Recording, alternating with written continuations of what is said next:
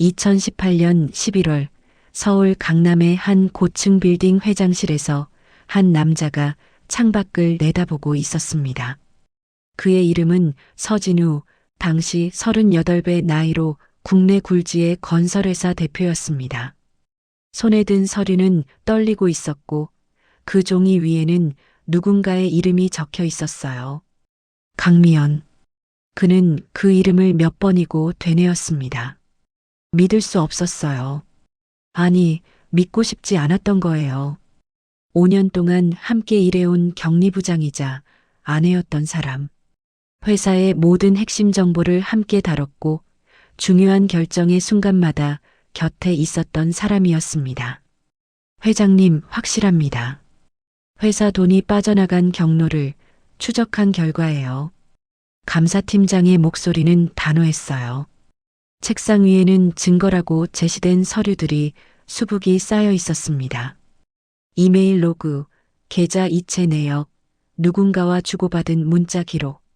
모든 것이 그녀를 가리키고 있었어요.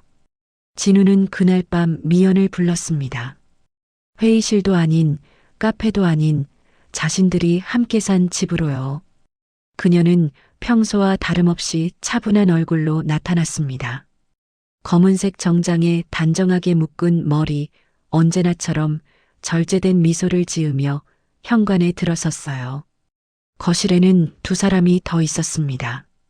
진우의 어머니 박순자, 그리고 여동생 서지은. 두 사람은 소파에 나란히 앉아 차가운 시선으로 미연을 바라보고 있었어요. 이게 뭡니까? 진우가 서류를 밀어냈어요. 회사 계좌 내역서였습니다. 빨간 줄로 표시된 부분들이 보였어요. 30억 원. 지난 2년간 조금씩 빠져나간 거액이었습니다. 이게 뭐예요? 미연의 목소리가 떨렸어요. 뭐긴 뭐야. 언니가 빼돌린 돈이지. 신우이 지은이 비웃듯 말했습니다. 격리부장이면서 회사 돈을 횡령했어. 증거가 다 나왔어. 언니 명의로 된 비자금 계좌까지. 아니에요. 저는 그런 적 없어요. 미연은 남편을 바라봤어요. 진우는 고개를 돌렸습니다. 그의 침묵이 미연의 가슴을 찔렀어요. 오빠 언니가 아니라고 하는데 믿어줄 거야? 지은이 진우에게 물었어요. 당신은 믿죠? 내가 그럴 리 없다는 거. 미연이 진우를 애타게 바라봤습니다. 여보, 제발 말 좀 해봐요. 진우는 입술을 깨물었어요. 그의 손에도 똑같은 서류가 들려 있었습니다. 감사팀에서 조사했어요. 당신 명의 계좌로 돈이 들어갔어요. 매달 1억씩 2년 넘게. 그게 아니에요. 누가 조작한 거예요? 저는. 조작? 박순자가 비웃었습니다. 내 명의 계좌가 조작이야? 내 도장이 찍힌 출금 전표가 조작이야? 내 컴퓨터에서 나온 파일들이 다 조작이란 말이야? 그리고 말이야. 지은이 팔짱을 끼고 말했어요. 언니는 지금 발리에 있는 남자한테 돈 보내고 있었대. 내연남이래. 회사 사람들 다 알고 있어. 언니가 횡령한 돈으로 그 남자랑 호화 생활한다고. 뭐라고요? 미연은 믿을 수 없다는 표정을 지었어요. 말도 안 돼요. 그런 사람 없어요. 없긴 뭐가 없어. 사진도 있어. 지은이 핸드폰을 미연에게 들이댔어요. 화면에는 발리 해변에서 찍은 남자 사진이 있었습니다. 미연은 그 사람을 본 적도 없었어요. 이 사람 누구예요? 전 모르는 사람이에요. 또 거짓말이네. 이 남자 계좌로 언니가 매달 송금했잖아. SNS도 서로 팔로우하고 있고. 미연은 말문이 막혔습니다. 이해할 수 없었어요. 그런 계좌를 만든 적도, 돈을 빼돌린 적도, 그런 남자를 만난 적도 없었는데. 저 정말 아니에요. 믿어주세요. 닥쳐. 박순자의 고함 소리에 미연은 움찔했어요. 5년 동안 며느리로 받아줬더니 이게 보답이야? 회사 돈을 축내고 남자 만들어? 우리 진우가 밤낮으로 일해서 번 돈을 내 연남한테 갖다 바쳐? 어머니, 오해예요. 저는 정말 오해? 증거가 산더미인데 무슨 오해야? 박순자는 미연의 머리채를 잡아 끌었어요. 미연은 비명을 지르며 바닥에 쓰러졌습니다. 어머니, 진우가 말렸지만 박순자는 듣지 않았어요. 인연을 당장 이 집에서 내쫓아야 해. 경찰에 신고하고 감옥에 보내야 한다고. 어머니, 진정하세요. 넌 닥치고 있어. 내가 인연한테 속은 거야. 다른 남자 만나면서 너한테는 착한 척 했던 거라고. 박순자는 미연을 끌고 밖으로 나갔어요. 11월의 새벽 공기는 사르르는 듯 차가웠습니다.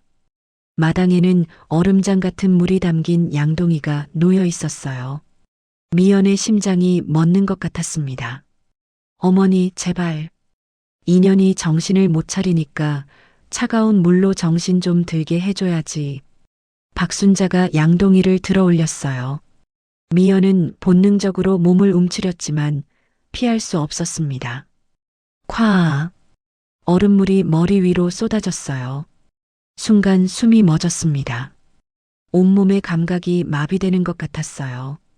너무 차가워서 비명조차 나오지 않았습니다. 어머니, 진우가 달려왔지만 박순자는 두 번째 양동이를 또 부었어요.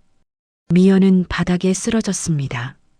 젖은 옷이 몸에 달라붙었고 머리카락에서 물이 뚝뚝 떨어졌어요. 추위에 온몸이 덜덜 떨렸습니다. 이게 내가 한 짓에 대한 대가야. 알겠어? 박순자의 목소리가 위에서 들려왔어요. 오늘 당장 이 집에서 나가. 한 푼도 가져가지 말고 몸뚱이만 들고 나가. 어머니, 너무하십니다. 진우가 말했지만 목소리에는 힘이 없었어요. 너무하긴 뭐가 너무해. 30억을 축내고 남자까지 만든 년한테 이 정도면 약과지. 박순자는 집 안으로 들어갔어요. 지은이 미연을 내려다봤습니다. 언니, 아니 이제 언니도 아니네. 강미연 씨, 잘 살았어요. 우리 오빠한테 잘해주는 척하더니 속으로는 이렇게 돈이나 축내고 남자나 만들고 있었군요. 아니에요. 미연의 목소리는 떨렸어요. 너무 추워서 제대로 말도 나오지 않았습니다. 변명하지 마세요. 증거가 다 있는데. 지은도 집 안으로 들어갔어요. 마당에는 미연과 진우만 남았습니다. 미연은 떨리는 몸을 일으키려 했지만 힘이 없었어요. 진우가 다가와 그녀를 일으켜 세웠습니다. 미연 씨, 믿어요? 내가 했다고? 미연이 그를 똑바로 바라봤어요. 젖은 머리카락 사이로 눈물인지 물인지 모를 것이 흘러내렸습니다. 진우는 대답하지 못했어요. 그의 눈빛은 혼란스러웠습니다. 대답해줘요. 당신은 날 믿어요? 안 믿어요? 저는 증거가 중요해요? 5년 동안 함께 산 사람보다? 미연의 목소리가 갈라졌어요. 난 당신을 사랑했어요. 진심으로요. 당신 가족을 내 가족처럼 섬겼어요. 회사 일도 열심히 했고요. 다른 남자? 그런 사람 만난 적도 없어요. 그런데 이렇게 의심받아야 해요? 미연 씨, 됐어요. 미연이 그의 손을 뿌리쳤어요. 어차피 안 믿을 거잖아요. 증거가 있으니까. 그럼 그걸로 끝이에요. 그녀는 비틀거리며 집 안으로 들어갔어요. 방으로 가서 마른 옷으로 갈아입고 작은 가방 하나를 챙겼습니다. 옷 몇 벌과 지갑, 그리고 엄마의 사진 한 장. 다시 현관으로 나왔을 때 박순자와 지은이 팔짱을 끼고 서 있었어요. 가방도 두고 가. 박순자가 말했어요. 그 가방도 우리 돈으로 산 거야. 내가 가져갈 권리 없어. 미연은 가방을 바닥에 내려놨어요. 그리고 그 안에서 엄마 사진만 꺼냈습니다. 이것만 가져갈게요. 그래, 썩 꺼져. 어디 발리 가서 내 남자랑 잘 살아봐. 그녀는 진우를 한 번 더 바라봤습니다. 그 눈빛에는 슬픔도 분노도 없었어요. 그저 텅 빈 것처럼 고요했습니다. 진우 씨, 그동안 감사했습니다. 그것이 그녀가 마지막으로 한 말이었어요. 그리고 그날 강미연은 세상에서 사라졌습니다. SNS 계정을 삭제하고 핸드폰을 버렸어요. 새 핸드폰을 샀지만 아무에게도 번호를 알리지 않았습니다. 그녀는 유령이 됐어요.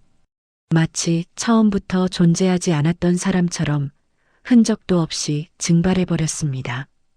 과연 8년 전 그날 회사 회계팀에서는 무슨 일이 있었던 걸까요? 언론은 빠르게 움직였어요.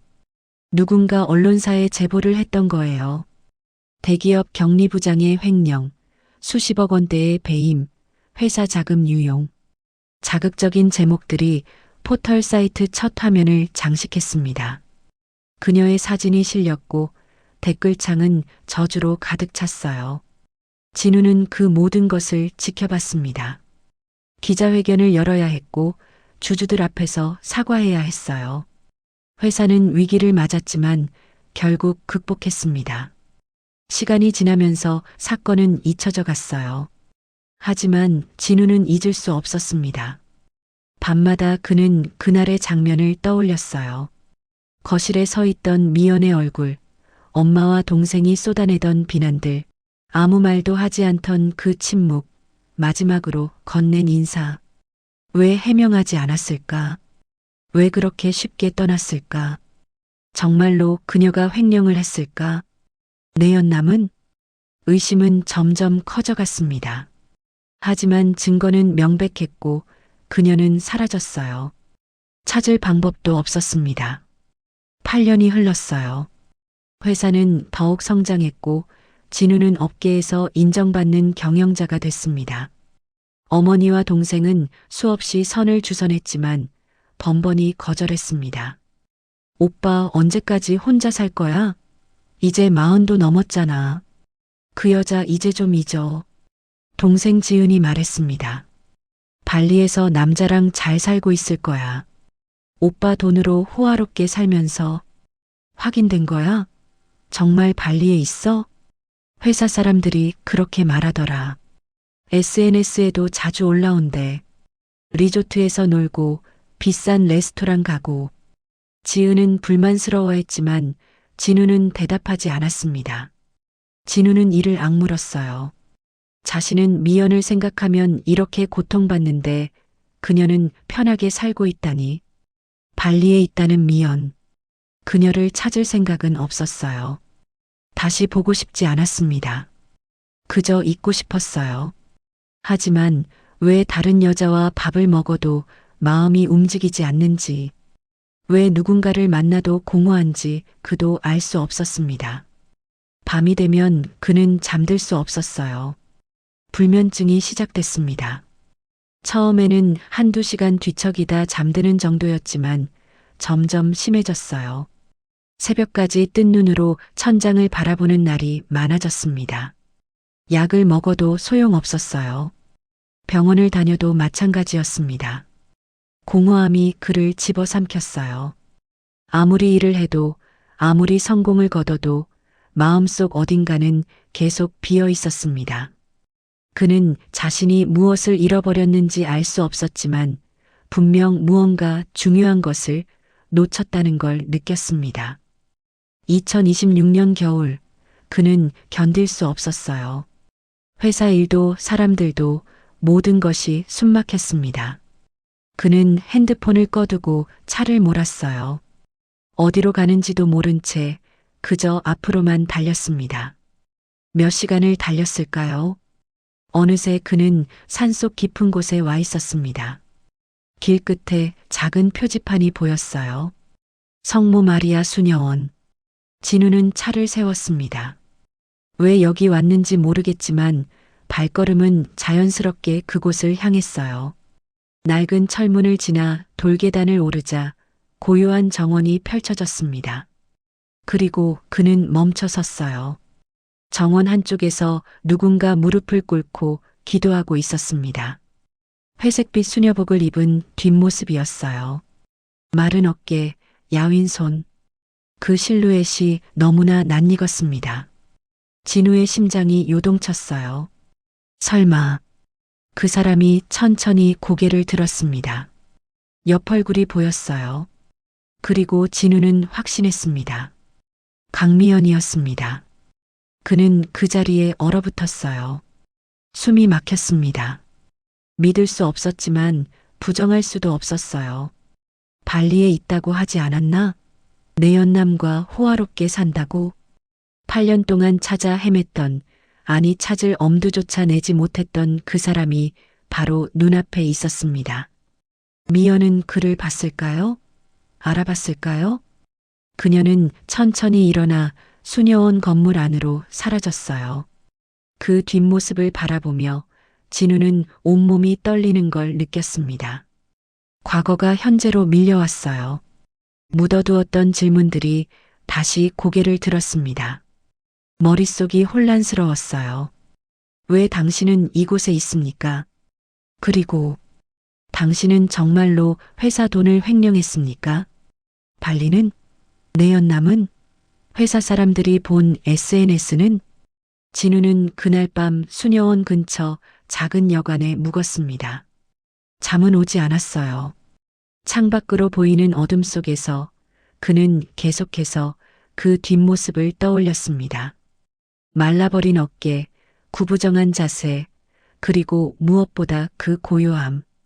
과거의 미연은 달랐어요. 언제나 고든 자세로 걸었고 눈빛은 예리했으며 말 한마디 한마디에 힘이 실려 있었습니다. 회의실에 들어서면 공기가 달라질 정도로 강한 존재감을 가진 사람이었어요. 하지만 오늘 본 그 사람은 마치 그림자 같았습니다. 다음 날 아침 진우는 다시 수녀원을 찾았어요. 이번에는 정문으로 들어가 초인종을 눌렀습니다. 잠시 후 나이든 수녀가 문을 열었어요. 무슨 일로 오셨나요? 이곳에 계신 분 중에 강미연이라는 방문객은 사전 약속이 필요합니다. 그리고 우리 수녀님들은 속세의 이름을 사용하지 않아요. 문은 조용히 닫혔습니다. 진우는 물러서지 않았어요. 매일 아침 그는 수녀원 앞에 나타났습니다. 문을 두드리지는 않았어요. 그저 정원이 보이는 담 너머에 서서 기다렸습니다. 사흘째 되던 날 그는 그녀를 다시 봤어요. 다른 수녀들과 함께 텃밭을 가꾸고 있었습니다. 흙을 만지고 풀을 뽑고 물을 주는 모습. 그 동작들은 너무나 낯설었지만 동시에 평온해 보였어요. 진우는 담장 너머에서 그 모습을 지켜봤습니다. 미연은 고개를 들어 하늘을 바라봤어요. 그 순간 두 사람의 시선이 마주쳤습니다. 미연은 멈춰 섰어요. 표정의 변화는 없었지만 손에 쥐고 있던 작은 삽이 떨어졌습니다. 그녀는 천천히 고개를 돌려 다시 작업을 계속했어요. 마치 아무것도 보지 못한 것처럼요. 하지만 진우는 알았습니다. 그녀도 자신을 알아봤다는 것을요. 일주일이 지났어요. 진우는 회사 일을 모두 부회장에게 맡기고 이곳에 머물렀습니다. 어머니에게서 전화가 왔지만 받지 않았어요.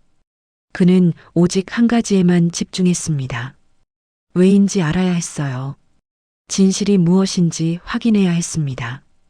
어느 날 저녁 수녀원 뒤편 언덕에서 진우는 혼자 앉아 있는 미연을 발견했어요. 해질녘의 붉은 빛이 그녀를 감싸고 있었습니다. 그는 천천히 다가갔어요. 미연 씨. 그녀는 돌아보지 않았습니다. 저 서진우입니다.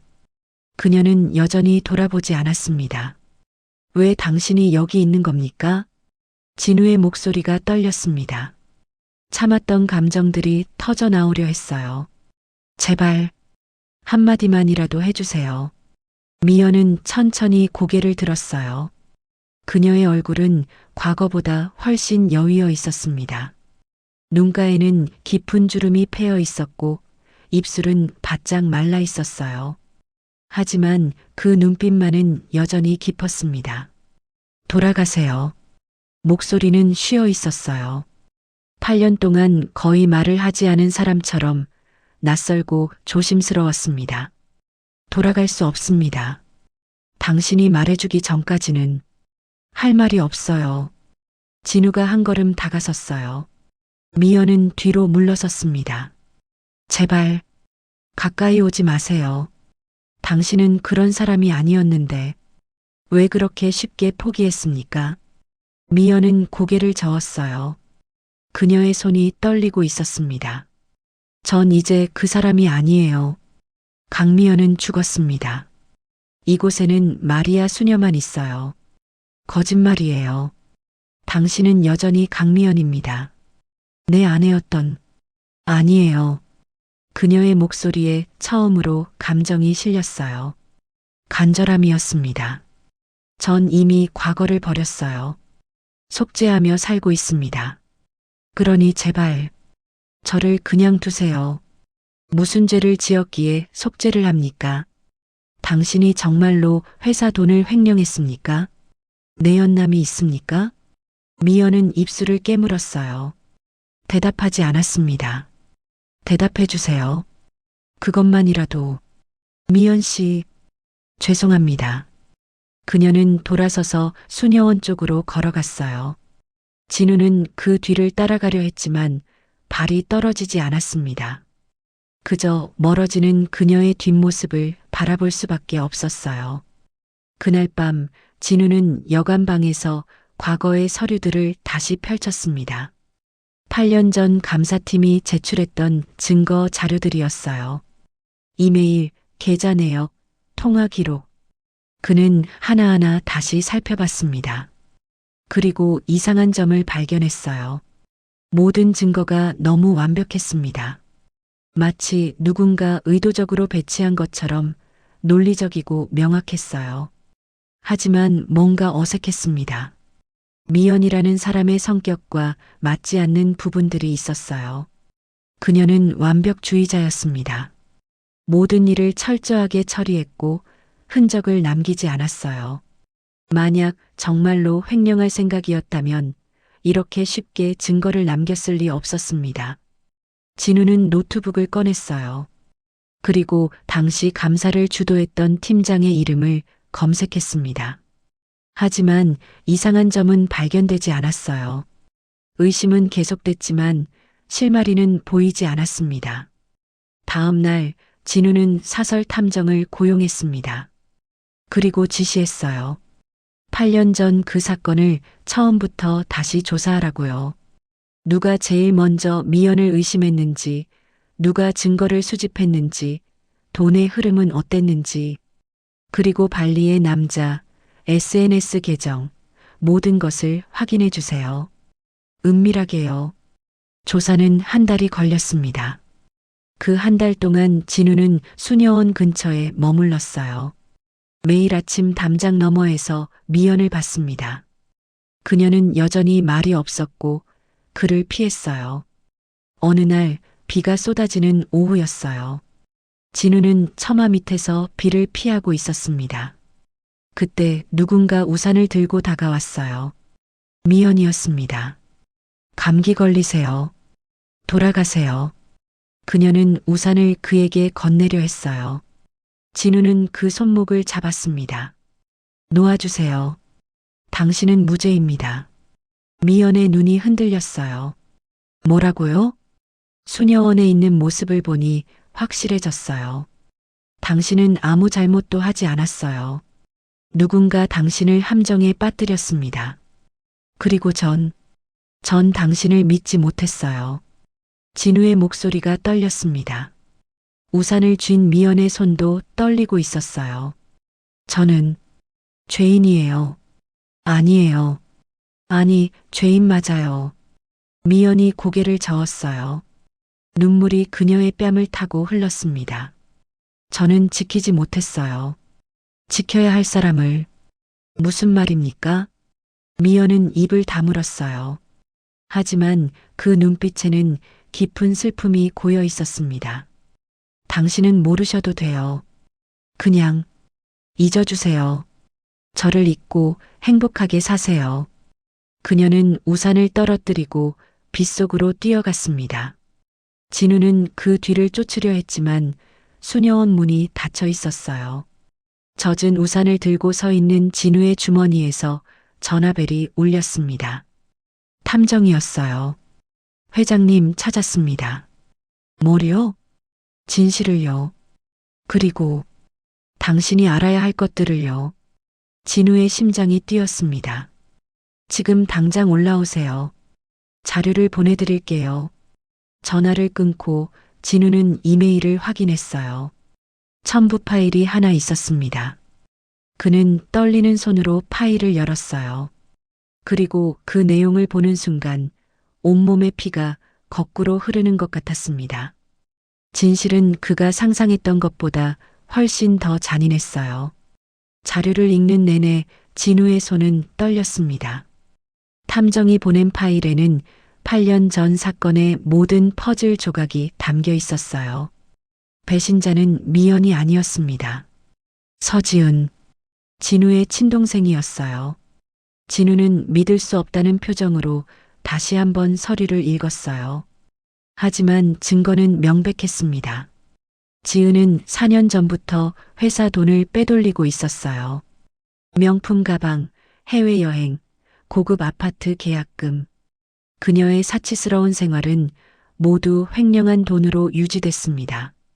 그리고 들킬 위기에 처하자 그녀는 완벽한 희생양을 찾았습니다. 강미연. 지은은 치밀하게 계획했어요. 미연 명의로 비자금 계좌를 만들고 미연의 컴퓨터를 해킹해서 가짜 증거를 심었습니다. 미연의 도장을 몰래 복제해서 출금 전표에 찍었어요. 그리고 결정타는 따로 있었습니다. 발리의 내연남. 그 남자는 실제로 존재했어요. 하지만 미연과는 전혀 관계가 없는 사람이었습니다. 지은이 고용한 배우였어요. 발리에서 사진을 찍고 SNS에 올리고 미연이 보낸 것처럼 꾸민 송금 기록까지 만들었습니다. 그리고 회사 직원들 사이에 소문을 퍼뜨렸어요. 미연이 발리에서 내연남과 호화롭게 산다고요. 회장님, 이 부분을 보세요. 탐정 김태수가 특정 페이지를 가리켰어요. 통화 기록이었습니다. 2018년 11월 1일 사건이 터지기 일주일 전 서지은과 박순자 사이의 통화였어요. 엄마, 다음 주에 언니 방으로 가. 내가 보낸 서류 들고. 그리고 물 준비해놔. 물? 무슨 물? 얼음물. 양동이로 2개. 언니한테 제대로 본때를 보여줘야 해. 그래야 입도 못 열어. 지은아, 그게 무슨. 엄마가 원하는 거잖아. 언니 쫓아내는 거. 내가 방법 만들어줄게. 엄마는 그냥 내 말대로만 해. 그리고 발리 남자 이야기 꼭 해. 그래야 오빠가 완전히 등 돌려. 진우는 서류를 내려놓았어요. 손이 너무 떨려서 더 이상 쥐고 있을 수 없었습니다. 어머니도 알고 있었던 거예요. 아니, 공모했던 겁니다. 다음 페이지에는 더 충격적인 내용이 있었어요. 지은이 횡령한 돈은 총 30억이 아니었습니다. 50억이었어요. 나머지 20억은 어디로 갔을까요? 박순자의 계좌로 들어갔습니다. 왜? 진우의 목소리가 떨렸어요. 왜 어머니가? 김태수가 다른 서류를 꺼냈어요. 동생분 서지은 씨가 도박 빚이 있었습니다. 약 10억 원. 어머님이 그 빚을 갚아주셨고요. 나머지 10억은 김태수가 말을 멈췄어요. 말해보세요. 어머님 명의로 된 제주도 땅 투자건입니다. 3년 전에 매입하셨더군요. 진우는 고개를 떨궜어요. 온몸에 힘이 빠졌습니다. 가족이었어요. 어머니와 동생이 공모해서 아무 죄 없는 미연을 범죄자로 만들었던 겁니다. 그리고 회장님, 김태수가 마지막 서류를 꺼냈어요. 이건 좀 어려운 내용인데요. 뭡니까? 강미연 씨에게는 조카 딸이 있었습니다. 강수아, 당시 15살. 진우는 그 이름을 들어본 적이 없었어요. 미연한테 조카가 있었나요? 네. 고아원에서 자란 아이였습니다. 강미연 씨가 후원하고 있었어요. 매달 생활비를 보내고 방학 때마다 만났다고 합니다. 그게 왜? 2018년 9월 그 아이가 백혈병 진단을 받았습니다. 진우의 심장이 멎는 것 같았어요. 급성이었고 당장 골수 이식이 필요했습니다. 하지만 매칭되는 기증자를 찾을 수 없었어요. 유일한 방법은 해외에서 재대여를 구하는 것.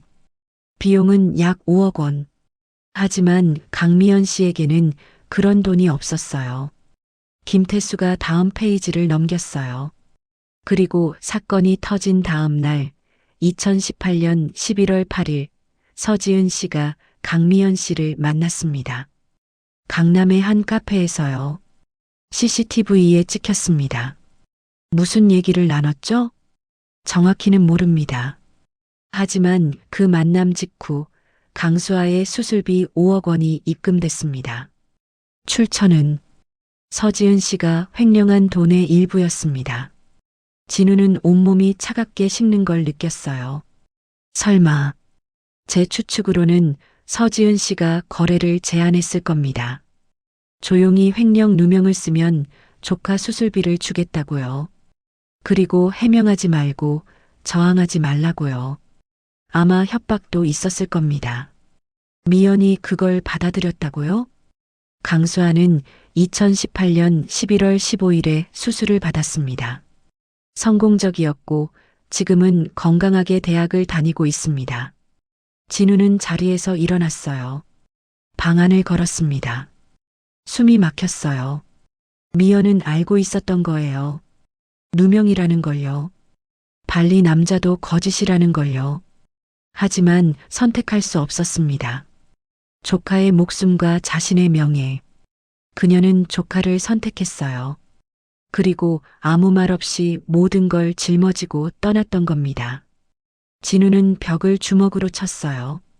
피가 났지만 아프지 않았습니다. 마음의 고통이 훨씬 더 컸으니까요. 나는 뭘 한 거지. 아내가 그렇게 고통받는데 난 발리에서 호화롭게 산다고 믿고 있었어. 8년 동안 자책감이 밀려왔어요. 아니, 자책감을 넘어선 무언가였습니다. 죄책감, 수치심, 분노. 그는 머리를 감싸쥐었습니다. 8년 전 그날 쫓겨나기 전 저를 마지막으로 바라보던 순간이 떠올랐어요. 미연의 눈빛. 그 안에 담겨 있던 것은 죄책감이 아니었습니다. 체념이었어요. 그녀는 이미 모든 것을 포기한 상태였던 거예요. 자신의 삶을, 명예를, 미래를. 단 한 사람을 지키기 위해. 진우는 즉시 서울로 돌아갔습니다. 탐정이 수집한 모든 증거를 챙겨 검찰에 고발장을 제출했어요. 그리고 기자회견을 열었습니다. 8년 전 제가 저질렀던 잘못을 바로잡고자 이 자리에 섰습니다. 플래시가 터졌어요. 기자들의 질문이 쏟아졌습니다. 강미연 전 격리부장이자 제 아내였던 사람은 무죄입니다. 진짜 범인은 따로 있었어요. 그리고 저는 제 아내를 의심했습니다. 믿어야 할 사람을 믿지 못했어요. 진우의 목소리가 갈라졌습니다. 그녀에게 진심으로 사죄합니다. 그리고 반드시 진실을 밝히겠습니다. 다음 날부터 언론은 들끓었어요. 8년 전 사건이 다시 수면 위로 올라왔고 서지은과 박순자에 대한 수사가 시작됐습니다. 두 사람은 해외로 도주하려 했지만 공항에서 체포됐어요. 조사 과정에서 모든 진실이 드러났습니다. 지은의 도박빚, 박순자의 공모, 그리고 한겨울 물세례까지 모든 것이 언론에 보도됐어요. 이게 사람이 할 짓입니까? 며느리를 그렇게 대하고 죄를 뒤집어 씌우고 어떻게 친동생이 조카를 살리려고 누명을 쓴 거였어? 서진우도 최악이네. 여론은 폭발했습니다. 박순자는 조사받으면서도 당당했습니다. 뭘 잘못했어? 내 딸 지키려고 한 건데. 그 여자는 어차피 남이잖아. 그럼 물을 끼얹은 건요? 한겨울에 무릎 꿇린 건요? 그게 뭐가 어때서? 돈 받을 거면 그 정도는 해야지. 그녀의 말에 조사실은 경악했어요. 지은은 달랐습니다. 그녀는 울면서 변명했어요. 저도 어쩔 수 없었어요. 도박빚이 사채업자들이 위협했어요. 그래서 오빠의 아내 미연 씨에게 죄를 뒤집어 씌웠습니까? 오빠는 돈이 많잖아요. 조금쯤 없어져도 모를 줄 알았어요. 백혈병 걸린 조카를 이용한 건요? 지은은 대답하지 못했어요. 둘 다 구속됐습니다. 박순자는 1심에서 징역 5년을 선고받았어요. 서지은은 더 무거운 형을 받았습니다. 횡령, 배임, 증거 조작, 강요, 공갈까지. 그녀는 법정에서 끝까지 울며 용서를 빌었지만 판사는 냉정했어요. 피고인은 친오빠를 배신했을 뿐 아니라 무고한 사람에게 죄를 뒤집어 씌워 8년 동안 고통받게 했습니다. 더욱이 한겨울 물세례를 가하는 등 반인륜적 행위를 저질렀습니다. 백혈병 환자의 약점을 이용한 것은 용서받을 수 없는 범죄입니다. 징역 8년. 진우는 집으로 돌아왔어요. 아니, 과거에 어머니와 함께 살던 그 집으로요. 이제는 텅 비어 있었습니다. 그는 거실에 섰어요. 8년 전 그날 미연이 서 있던 바로 그 자리예요. 그는 무릎을 꿇었습니다. 그리고 울었어요. 미안합니다. 정말 미안합니다. 그의 눈물이 바닥에 떨어졌습니다. 진실이 세상에 드러난 후 언론은 강미연을 재조명하기 시작했습니다. 침묵의 영웅, 현대판 성자, 희생의 아이콘. 자극적인 제목들이 쏟아졌어요. 인터뷰 요청이 빗발쳤고 방송사들은 다큐멘터리를 만들겠다고 찾아왔습니다. 하지만 미연은 모든 것을 거절했어요. 수녀원 원장 수녀가 대신 입장문을 냈습니다. 마리아 수녀는 세속의 명예를 원하지 않습니다. 그저 조용히 기도하며 살기를 바랄 뿐입니다. 부디 그녀의 평화를 존중해 주시기 바랍니다. 하지만 세상은 쉽게 물러서지 않았어요. 기자들은 수녀원 앞에 진을 쳤고 카메라는 담장 너머를 향했습니다. 급기야 몇몇은 담을 넘어 들어오려 했어요. 진우는 법적 조치를 취했습니다. 수녀원 주변 100m 이내 출입 금지 가처분을 신청했고 경비를 고용했어요. 그는 직접 그곳에 머물며 미연을 보호했습니다. 왜 이렇게까지 하시는 거예요? 어느 날 저녁 미연이 그에게 물었어요.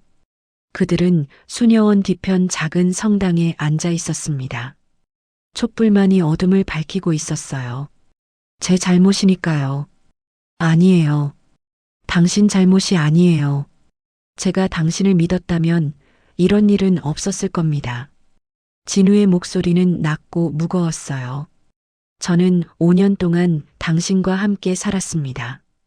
당신이 어떤 사람인지 알고 있었어요. 정직하고 성실하고 무엇보다 책임감이 강한 사람. 그런데도 증거 몇 장에 흔들렸습니다. 증거가 명백했으니까요. 아니요. 진우가 고개를 저었어요. 진짜 이유는 두려워서였어요. 배신당하는 게 무서웠던 거예요. 그래서 먼저 의심했습니다. 당신에게 제대로 해명할 기회조차 주지 않았어요. 미연은 조용히 그를 바라봤습니다. 촛불이 그녀의 얼굴을 비췄어요. 8년 전보다 훨씬 야윈 얼굴이었지만 그 눈빛만은 여전히 깊고 고요했습니다. 진우 씨. 네. 전 정말 괜찮아요.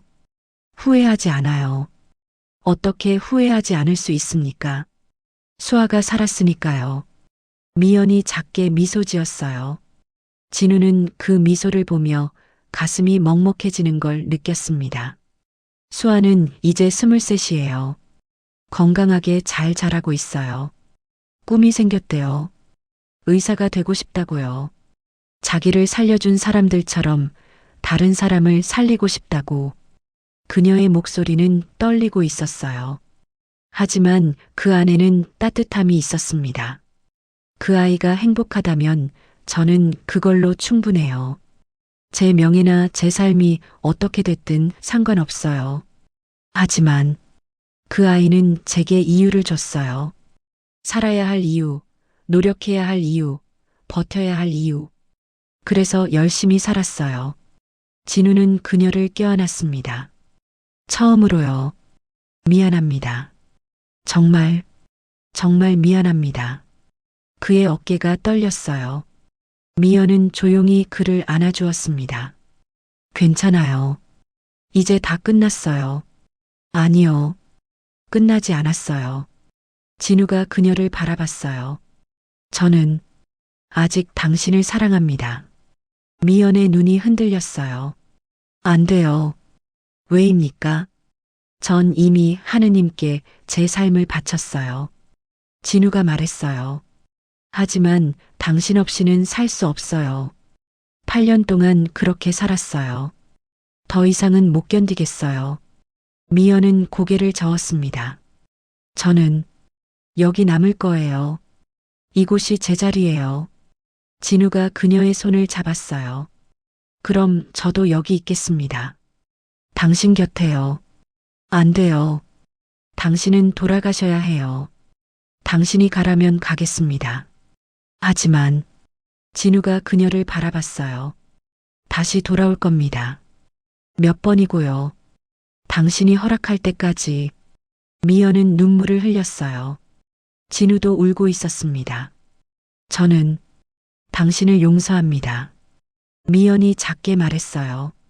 아니, 처음부터 원망한 적이 없었는지도 모르겠어요. 당신 잘못이 아니었어요. 당신도 속았던 거예요. 하지만, 그리고 미연이 진우의 손을 꼭 잡았어요. 저도 당신을 사랑했어요. 지금도요. 진우의 눈이 커졌습니다. 하지만 이제는 다른 길을 가고 있어요. 저는 이곳에서 평화를 찾았어요. 처음으로요. 그럼 저는 당신도 평화를 찾으세요. 새로운 삶을 사세요. 당신은 아직 젊어요. 행복할 자격이 있어요. 당신 없이는 할 수 있어요. 미연이 미소 지었습니다.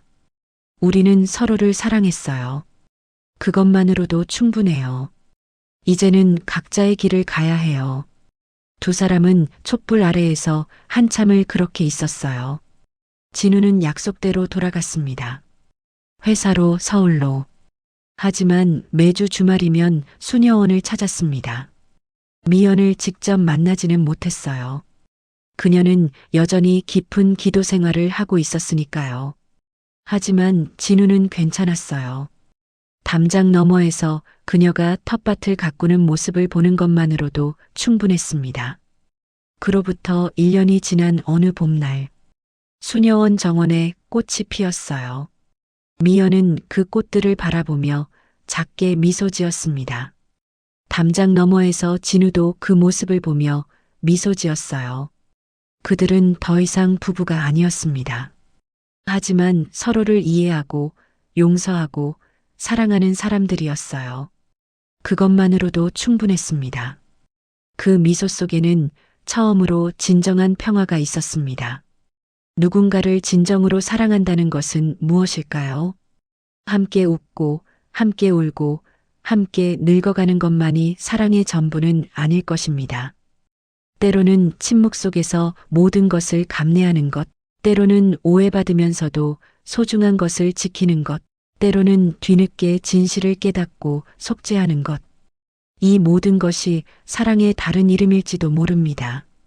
이 이야기를 쓰면서 생각했습니다.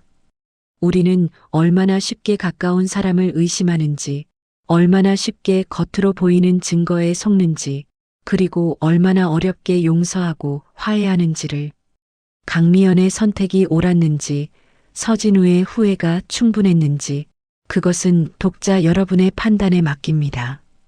다만 이 이야기가 전하고 싶은 것은 하나입니다. 진실은 언젠가 드러나고 사랑은 시간이 지나도 사라지지 않으며 용서는 새로운 시작을 가능하게 한다는 것. 이 이야기를 읽어주신 모든 분들께 감사드립니다.